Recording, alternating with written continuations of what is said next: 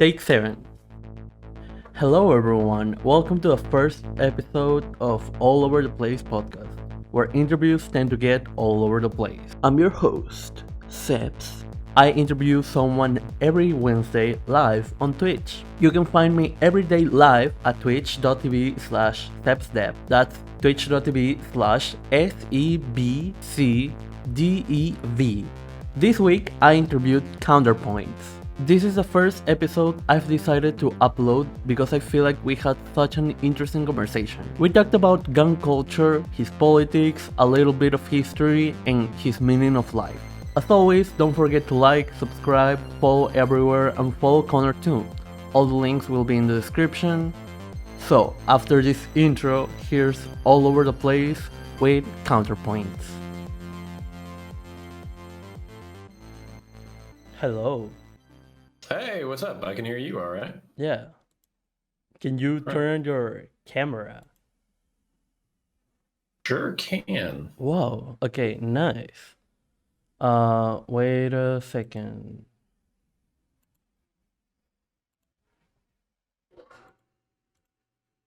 Hi. Sorry, I'm using my OBS because I'm streaming and camera and stuff. But yeah, and Looks look, good. I No, I I like made it. I made you a whole. I mean, I made it to all my guests, but your Man, title the banner's beautiful. I love is it. definitely unique. Okay, I want to confirm to chat that they are listening. Chat, are you listening? By the way, he's... Okay, first of all, before anything else, why are you in some places Connor and in others Counter? So my Twitter handle is ConorPoints, and then my channel is called CounterPoints. I put ConorPoints on my name in I guess like Twitch panel debates or whatever, so people can find me fairly easily. That's the main difference or Thank you. thing. Why CounterPoints? Because of ConorPoints or vice versa? No, so basically, I'm not gonna lie. I'll just admit to this unironically. So, Oh my god. Contra was pretty big, and Oh my also God. probably like yeah. So she was pretty big, and she was a pretty big reason for me reconsidering my perceptions of the left, I guess, or like whether or not they were like good leftist arguments or good progressive arguments. Mhm. And obviously, like we have a completely different flair. I'm just a dude who like rants into the camera. But I figured it, on one hand, Connor, counterpoints, ContraPoints, and I could just like kind of swim in a parallel algorithmic like kind of like a remora swimming in the wake of a shark. You type in ContraPoints, and now it's like it's her, and then it's probably like me underneath it with like 5,000 subscribers. So Yeah. Oh my god. I mean, it's very smart, honestly. But yeah, it's a little Machiavellian, but I try not to be evil with my power. I mean, we live in a society, and you do have to do Yes, things. we do. Yes. Oh my god. We do live in a society. Okay, I'm very nervous. I'm not going to lie to you. I've literally been saying this the whole time. It's actually the first time I'm interacting with someone who is not left-leaning, even though you kind of are, though. There's I did recently take the political compass and the what is it, the 8 values test on my channel or whatever. Yeah. So people could kind of see exactly where I'm at. The problem, I guess, with like centrism or being centrist or whatever is you're always going to be left of right wingers. You're always going to be right of leftists. So it's kind of hard to label yourself appropriately. There is a concept called Burkean conservatism, which basically means that it's not the conservatives' job to maintain tradition for tradition's sake. It's a conservative's job to slow down progressives and liberals. That way they have to reconsider their positions, and that they have to codify them and make them better. And I do think that like so in the far right, there's a meme of like, what have conservatives conserved? and conservatism is just liberalism doing the speed limit, I do not view that as negative. I actually view that as my job. My job is not to say all new ideas are bad. My job is to say, have you considered this? Have you considered this? Have you considered this? Is this really a good idea? It's to challenge progressives and liberals when they go too far. Okay. Nice. I mean, fuck you because you're stopping change from happening. Yeah, but I'm slowing down progress. What an asshole. Yes. Oh my god. But yeah, the main reason why I wanted to talk with you is because I want to learn about gun culture, and I think you know about it. Maybe I'm just wrong. I do.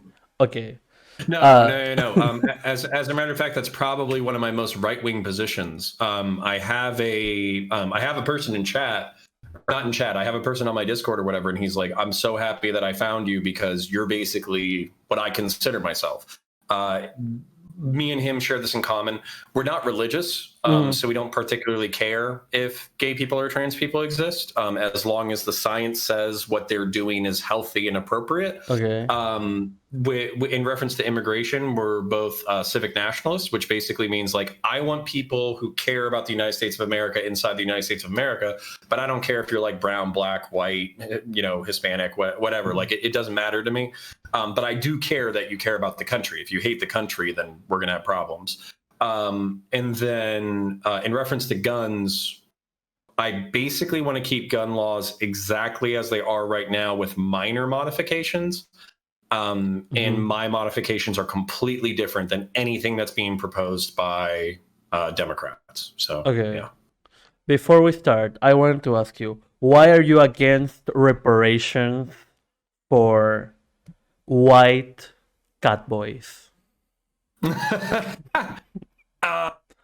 No, I would have to check like the history of catboy persecution in order to find out whether or not I was pro or against reparations. Although there does seem to be like a large catboy community in the fascist crowd. So my counterpoint. Yeah. So I guess my counterpoint is, why are you so in favor of catboys when they've clearly allied themselves with fascists?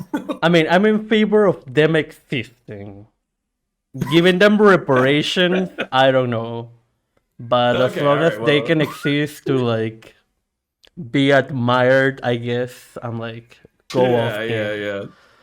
And also, why are you and Nick Fuentes? Oh my god! You would share some. You would share some perspectives on this. No, don't even. Don't. And my final intro question is: why can't you just be a fascist so leftists can just hate you? Why do you have to be so like? Because you in debates, like most times you actually agree with leftists, and you are supposed to be the right winger, so we are supposed to hate you. But like, well, let me fly too close to the sun real quick. So there's this concept there's two components to fascism if you look at it from Giovanni Gentile, who is the founding philosopher of fascism. He's the guy. Are you going to argue that you are actually a fascist? I'm going to argue that I'm 50% a fascist, but then I'm going to argue how it's good. It's okay. You'll probably be a fascist with me. It's okay. You're actually going to come with me. Okay. So basically, Giovanni Gentile he's the philosophical predecessor to both Mussolini and Hitler, and they believed in this concept called political corporatism, which basically the country, the nation that you're a part of, should be thought of as a body.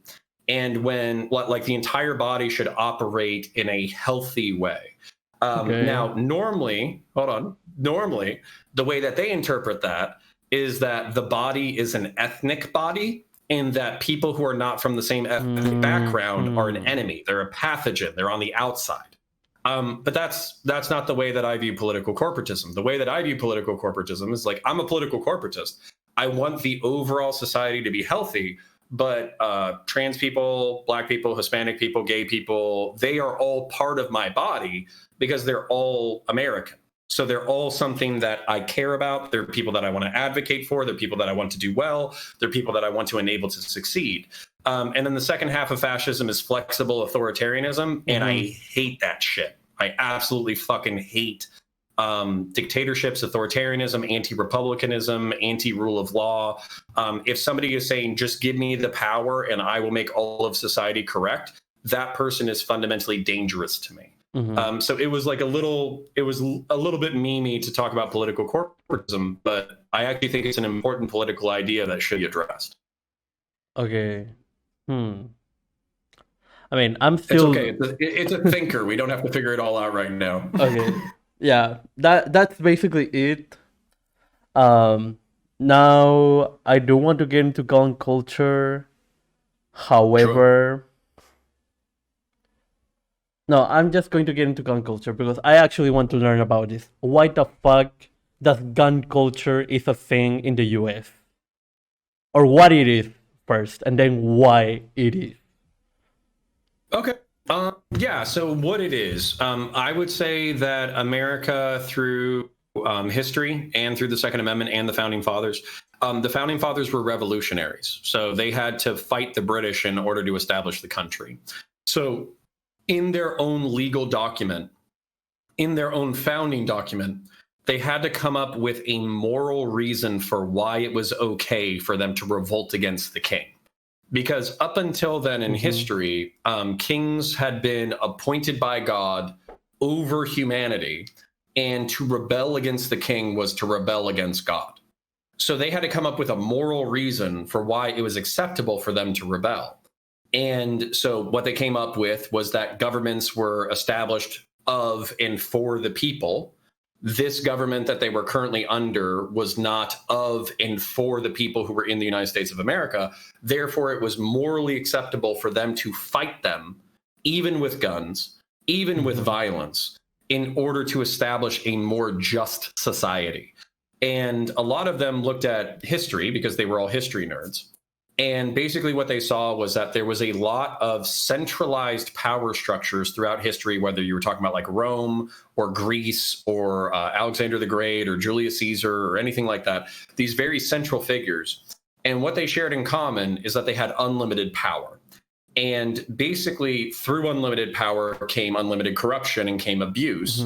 So they set up a, multi-tiered legal system to try to promote a just society.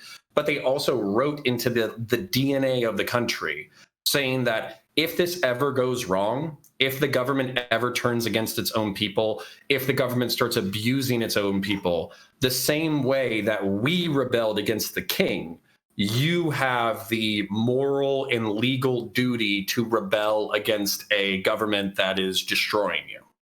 Okay. So what is gun culture?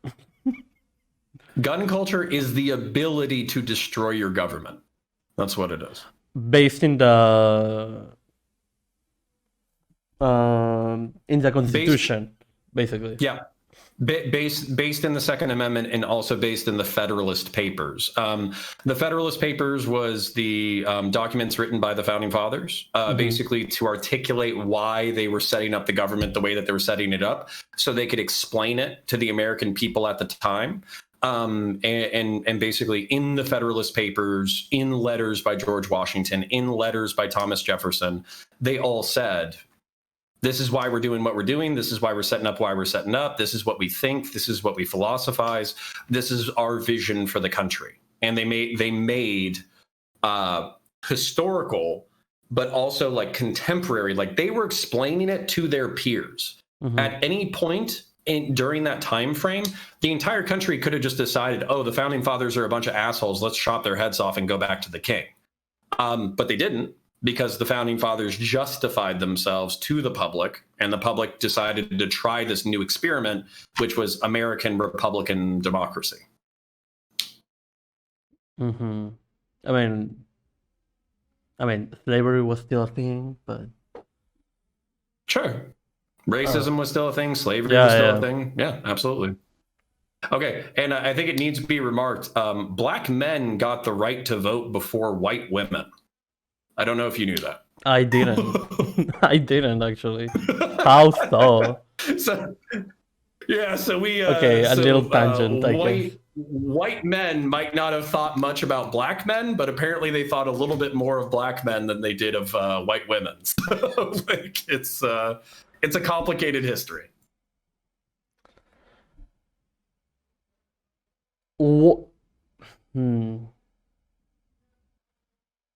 It's interesting how so much of United States culture currently, well, culture or whatever you want to define it, currently is still so rooted in its history.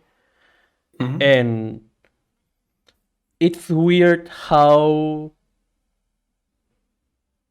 like, having your history so revised or revision, mm-hmm. like, keeps perpetuating, like, the worst facets, like, the worst aspects of its history being replicated, basically. Do you understand what I'm... Yeah. And... I do. Would you see gun culture as one of those things, or would you see racism as one of those things, or would you see both of them that way? I would see both of them, but okay. Gun culture differently than racism. Like, I don't think there's a need for gun culture. As in, like, the US is the only place where there is kind of such thing, you know? Mm-hmm. And that has led to many bad things. I mean, like... Yeah, freedom is dangerous. You're not gonna get me to disagree. No, I'm serious. So for instance, I guarantee you, China has less of a homicide problem than we do. Iran has less of a homicide problem than we do. Saudi Arabia has less of a homicide problem than we do. That doesn't mean that I would want to live in any of those countries. So I think we have a per capita homicide rate of 5 per 100,000. Mm-hmm. I think that the most dangerous countries in the world have like a 55 per 100,000. And I want to say that developed countries with very strict gun control have a homicide rate between like 1.5 and 3 per 100,000.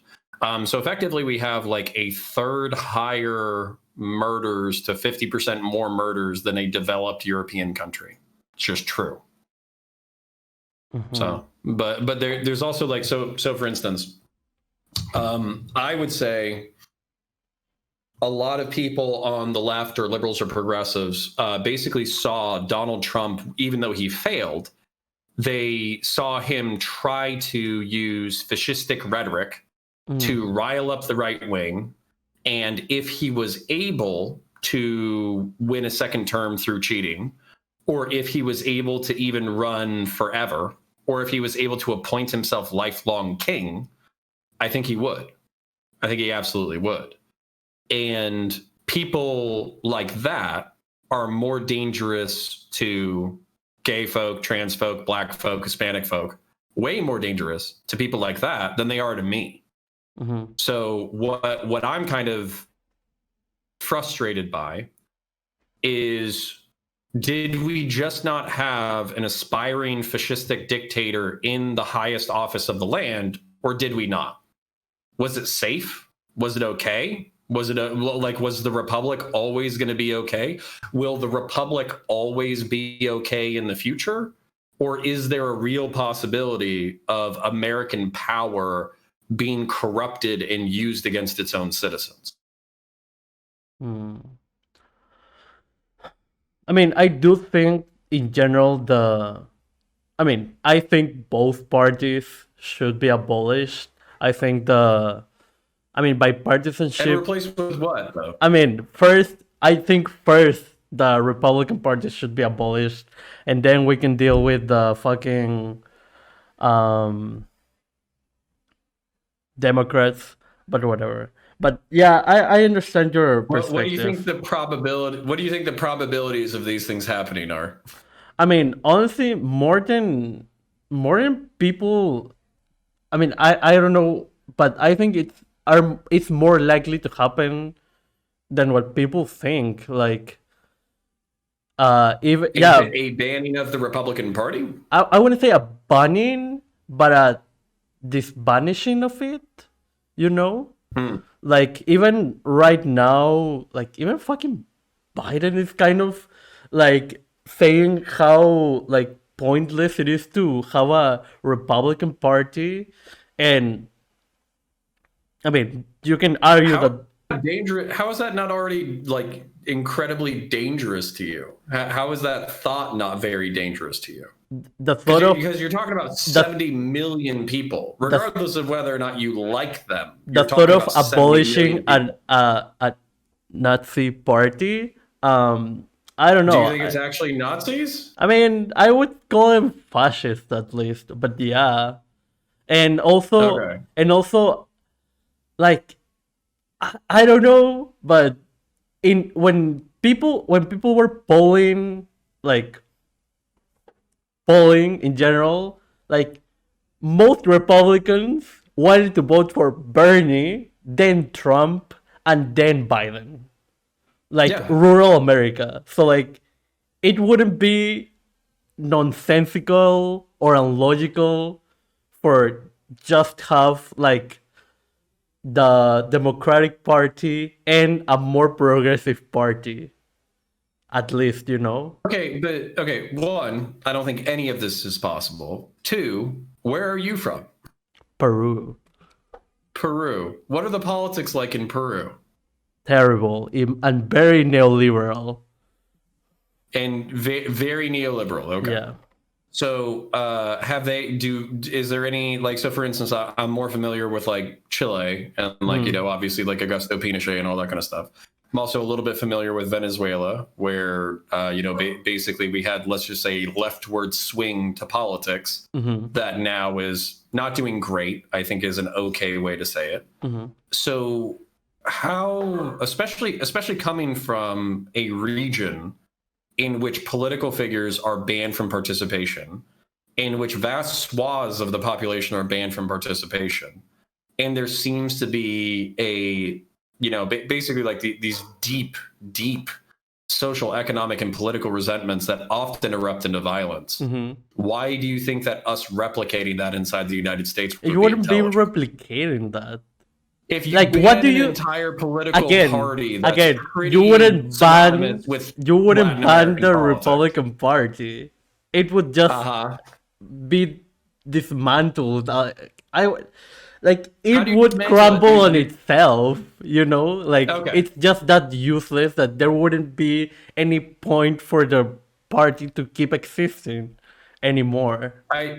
Okay, all right. So if you're talking about like a natural political disenfranchisement or like a natural political irrelevance, because they've gone so far off the boat that everybody jumps to the left because they're trying to escape. Well, I wouldn't say jump to the left, but like jump to the center. Maybe, yeah, that's more likely to happen in the U.S. But yeah. Okay, all right. So basically, people like myself who are not interested in leftist politics, but are also not interested in neo-fascist politics. You are though. Like literally mixed economy capitalism, gun rights, some social conservative. Like honestly, like it's the left is pro-guns. The actual left you is say that, pro-gun. but somebody pointed this out. The reason why we want guns is for two different reasons. Fucking leftists want guns so they can overthrow the country and install a fucking, you know, a leftist fucking country. I don't know what you're talking about. I want guns so it never happens. That's why I want guns. So I want guns so if people start trying to overthrow the government, well, it depends. So if there's ever what happened in the Capitol? Oh my god. No, let's go for it. What's that? What happened in the Capitol? Literally right wingers trying to overthrow the government. That was okay. So I understand what you're saying there, and like I'm not going to pretend that they're not. I think insurrection is literally like people using violence against their own government or something like that. So I'm not going to say that they're not insurrectionists. But what I am saying is that there wasn't like a competent, intelligent, multifaceted operation to try to seize power. A bunch of angry boomers ran into the fucking Capitol building and tried to kill AOC and fucking Nancy Pelosi.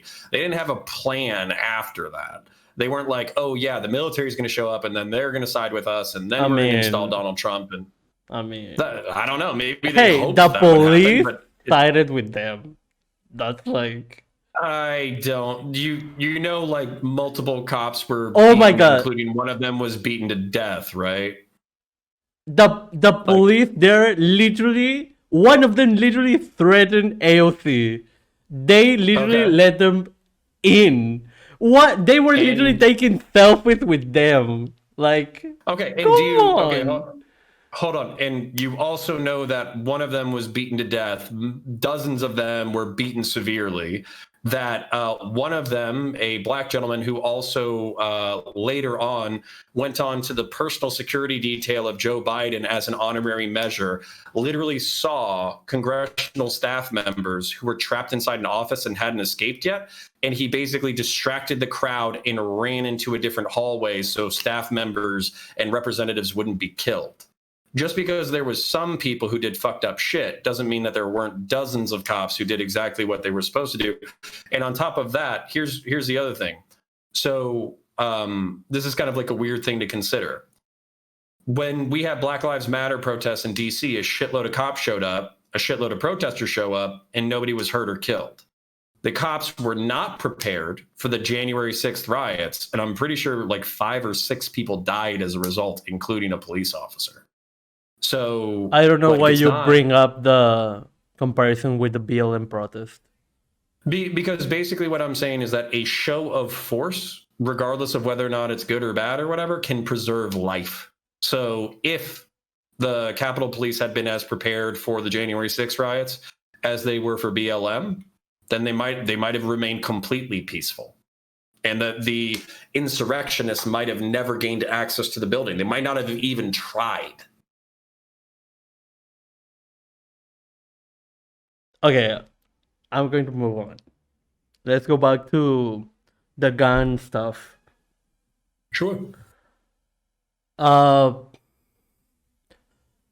What's your take on the lack of mental health resources and the prevalence of guns, like making basically all the shootings happen? I think I would be, more than gun control, I would be way more interested in solving the material conditions.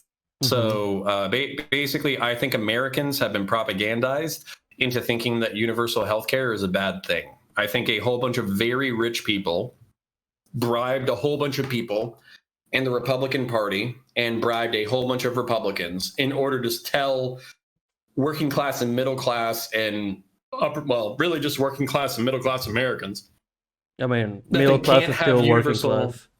What's that? Middle class is still working class, but yeah. Sure. So they're telling working class Americans that basically we can't afford it. Meanwhile, we pay 24% of GDP on healthcare, and all of the developed nations of the Western world spend about 17%. We could spend 17% on universal healthcare and still have 7% left over for private health insurance, so fucking rich people can do whatever the fuck they want, and so we can keep up with R&D and all the other shit that righties are worried about losing. We have more than enough money, and we spend more and get less, and that's frustrating. You were military, right? Yes. Do you think there is too much money being spent on the military? No, I think we can afford both. Really? Yeah. Do you think there's a I don't see why there is so much money being spent in the military in the first place? Because we are the world's police force. That's why. We literally guarantee security for the global market on a worldwide scale. When there's a problem in Europe, we intervene. When there's a problem in North Africa, we intervene. When there's a problem in West Africa, we intervene. When there's a problem in the Middle East and North Africa, we intervene. American empire and American military empire is predicated on keeping the world safe enough for global capitalism to continue to function without interruption. That's what the American military does.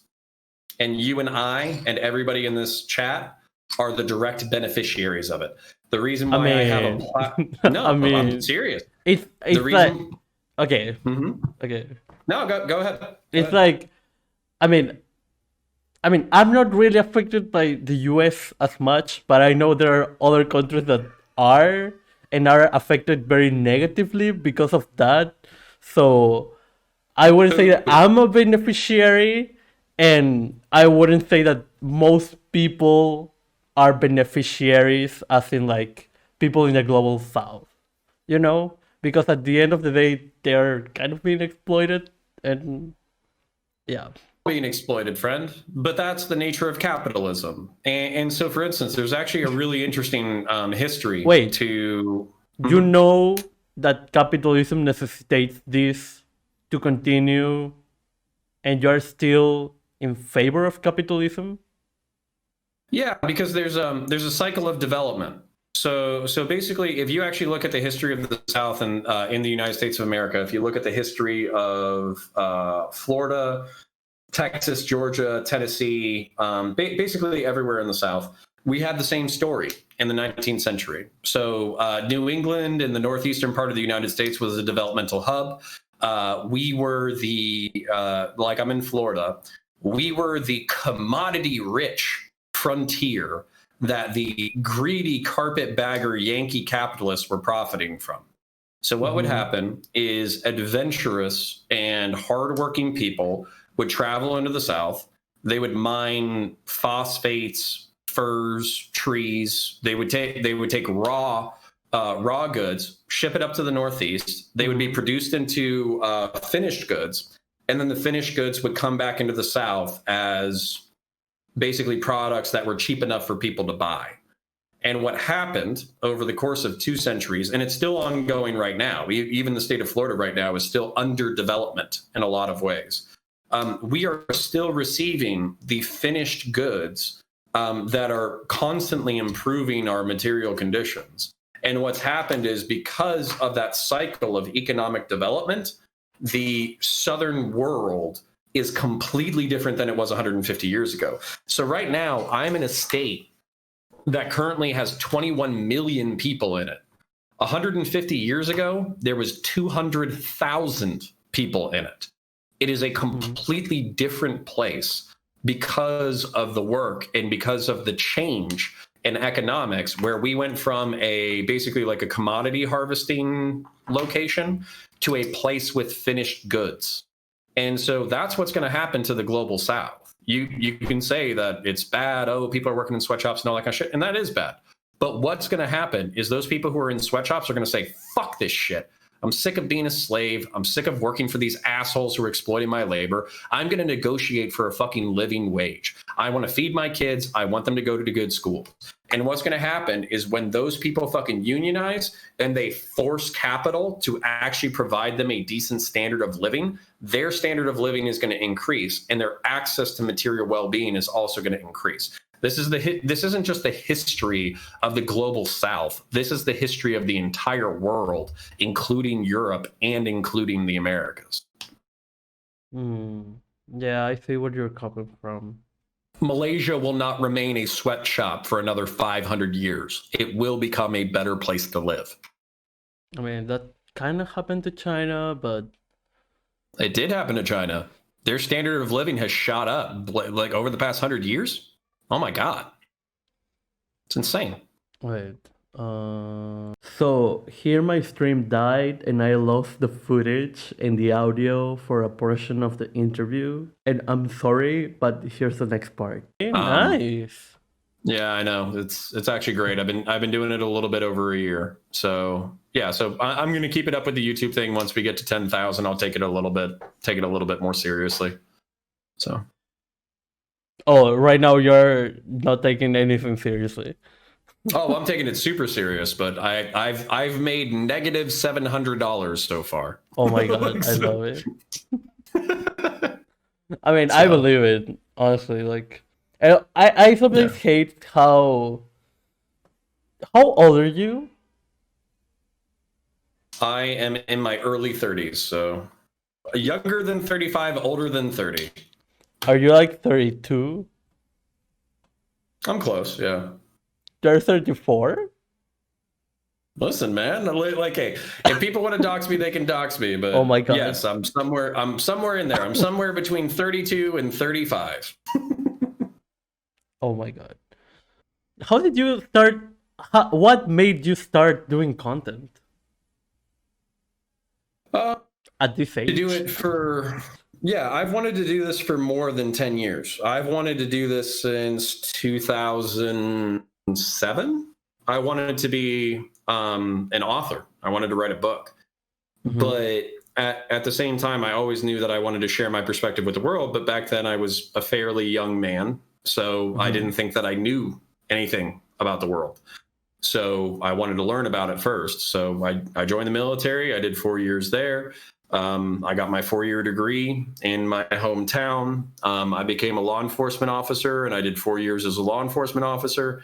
And now I'm probably a halfway to a third through my life. So I think it's time to start sharing what I learned and still like learn new things. But learning new things is not my priority. My priority is sharing what I've already learned. Why don't, I mean, it's not your priority, but you're still trying to learn, or you just gave up on that? Oh, okay. No, the older I get, the more I realize that you can only know so much. So there's still, I'm always learning. There's still a possibility that you can become a left. I will probably, I don't see me becoming a socialist or a communist happening anytime soon. The best I can do for you is like Switzerland. So like mixed economy capitalism plus the state issues you assault rifles. Like, that's the best I can do. At most, like a thug them or a them thug kind of thing. Yeah, that's the furthest left I'll go economically, and I'm still going to want to be right-wing enough that if things go crazy, we can destroy the government. So yeah, no, there's... But destroying a government is not that right-wing. Depends. Depends on what you believe. You can destroy the government in the left. Sure. No, thanks. Thanks for the sales pitch. No, but also just to give you a little bit more of my right-wing chud credentials or whatever. I would actually say that my religious and ethical worldview is very much in line with Jordan Peterson. I am probably one of like the biggest Jordan Peterson stans on. Oh yeah, internet. I wanted to talk about that, but continue. Sure. No, we can talk about it. No, like continue in your right-wing credentials. Yeah. No, that's all I was going to say was just that as far as from like a religious perspective, I don't necessarily care whether or not we maintain religion itself. Like we literally believe in the Bible, we literally believe in the religions of our fathers. But what I do think is important is I think that we need to maintain the ethics. So for instance, I think the left in particular is horrifically bad at the concept of atonement, redemption, and forgiveness. I think they're awful at it. And I think they're increasingly awful at it in an increasingly secular society. So I don't care if leftists become religious. What I would be interested in is leftists learning the language, historical, emotional, ethical, and spiritual dumb fucks. And that's not something I'm interested in continuing. Like, I can see your perspective, but also I feel like becoming a leftist has taught me to... Okay, so here's when the footage died, and I was going to say that since becoming a leftist, I've learned to act according to my values. And after that, I don't know what we talked about, but this is the next part that I got saved. So yeah, I'm sorry everyone. the exterior culture. The American culture is narcissism and hedonism. So I became a narcissist and a hedonist for a while. I only served myself. I was only interested in pleasure. I was only interested in drinking and smoking and chasing young women and all that kind of stuff. And I found that the more that I did that, the more of a miserable cunt I was. Just the most cruel, malicious, assholey douchebag that you could fucking find. And what I realized was what I was doing wasn't working. I was miserable, depressive, anxious, kind of an asshole. And I kind of did some self-reflection and some work on my own, but Jordan Peterson helped me articulate some of the things that I didn't realize I already knew. So, for instance, one of the most important things he ever said is that your sense of purpose in life correlates with the amount of responsibility you adopt. So I hate waking up early. I hate my 9-to-5 job. I'm constantly exhausted. I'm always tired. Everything's a pain in my ass. I have more animals than I can deal with. I have a 3-year-old child who exhausts me. I have never been happier. And the reason why I've never been happier is because I have responsibilities that anchor me to my life. So while these things are generally unpleasant on a day-to-day, I actually derive a lot of value. So I derive a lot of personal contentment out of taking care of these animals, taking care of my son, taking care of my wife, and providing for my family financially and all that kind of stuff. So while if you were to ask me to do an individual task, I would find that individual task unpleasant, the tapestry of my life and the things that I'm able to achieve because I'm adopting this level of responsibility actually makes me more content as a person. And it's weird and it's counterintuitive and it's kind of dumb, but it's one of the things that Jordan Peterson pointed out that really helped me root my life. Get out of that. Yeah, it helped me. And I'm not saying that works for everybody, by the way. I'm just saying what helped me. Do you see that? I don't know how to phrase it. Like, do you see how other points that Peterson makes, how they are dangerous? Absolutely.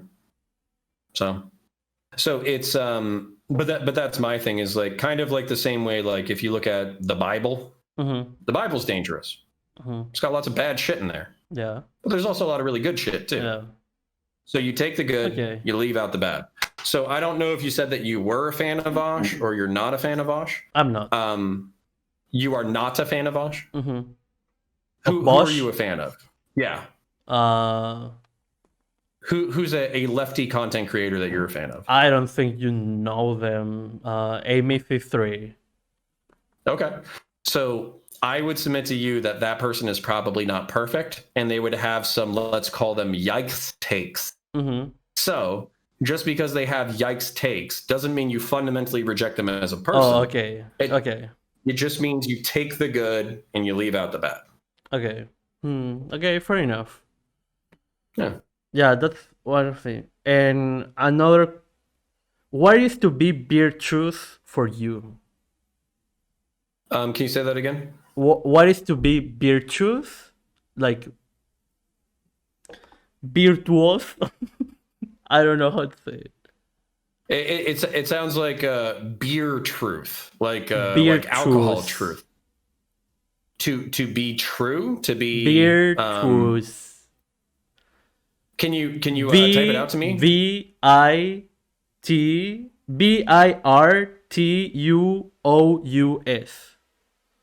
virtuous. Virtuous. Virtuous. Virtuous? Yes. Yeah. To be virtuous. So again, this is like a Jordan Peterson concept. I understand like a lot of people are not gonna like it. But it's to orient yourself as an agent of order. And I know that people aren't necessarily gonna like this, but I'm gonna say it anyways. The world is always falling apart. You're getting older, your parents are getting older, your pets are getting older, everybody's gonna die. Cities are falling apart, the environment's falling apart.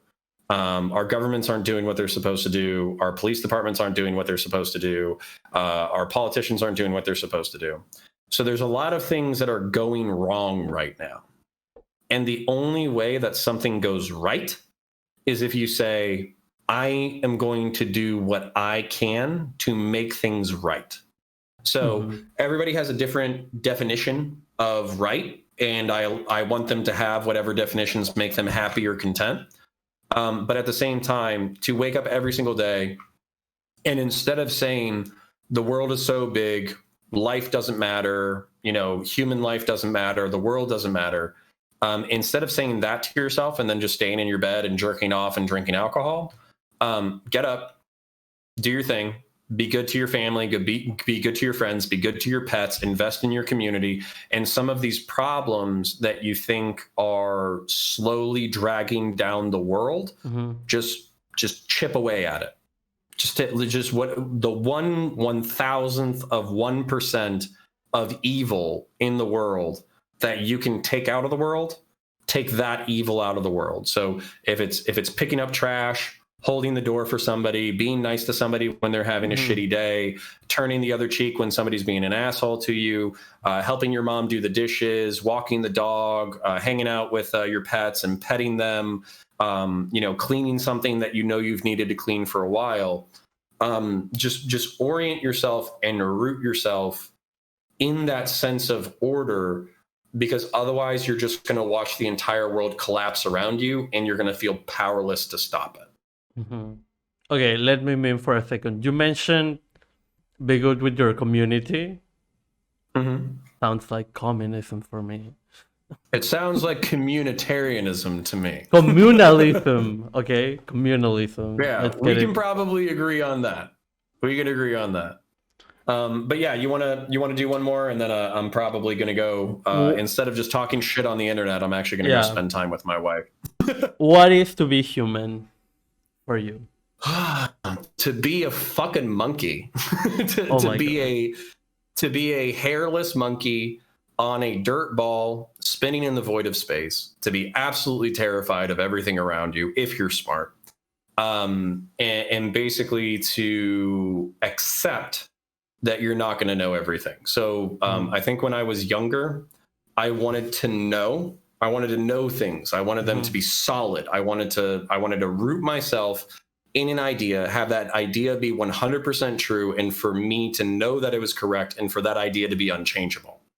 I think as you mature as an adult and you realize that there are just questions that you're not going to have answers to, you have to be comfortable and accept. You don't have to like it.